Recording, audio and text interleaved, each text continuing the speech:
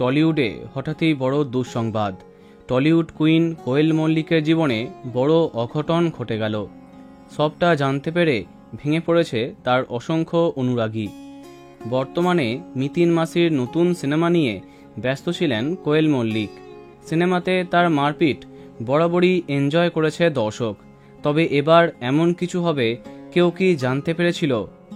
জানা যাচ্ছে গত 31শে মার্চ খুনির সন্ধানে মিতিন এই সিনেমার শুটিং করতে গিয়ে গুরুতর চোট পান কোয়েল। শুটিং চলছিল নেপালগঞ্জে। খ্যাতনামা অ্যাকশন ডিরেক্টর সুনীল রড্রিগেসের তত্ত্বাবধানেই চলছিল শ্যুট। ডান হাতে চোট পাওয়ার সঙ্গে সঙ্গে তাকে নিয়ে যাওয়া হয় হসপিটালে। এক্স রে করবার পরে জানা যায় তার হাতের আলনাবন ফ্র্যাকচার হয়েছে, প্লাস্টার করতে হয়েছে, অবস্থা খুব গুরুতর। জানা যাচ্ছে রবিবার রাতে শুটিং চলাকালীন দুবার ডান হাতে চোট লাগে কোয়েলের।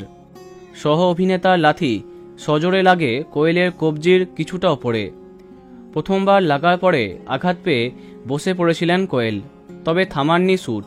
একটু সামলে নিয়ে ফের একটা টেক দেন, তবে দ্বিতীয় টেকেও একই জায়গায় আঘাত পান অভিনেত্রী। এরপরই যন্ত্রণায় কাতরাতে থাকেন কোয়েল, হাতও ফুলে যায়। তারপরই তাকে তড়িঘড়ি হসপিটালে নিয়ে যাওয়া হয়। এখন তিনি কেমন আছেন তা খুব একটা জানা যায়নি, তবে আমরা আশা করব আপনি যেন দ্রুত সুস্থ হয়ে ওঠেন। বন্ধুরা, ভিডিওটি এইটুকুই। বাংলা বিনোদনের অন্যান্য আরও খবর পেতে সাবস্ক্রাইব করো কারেন্ট পজ। ধন্যবাদ।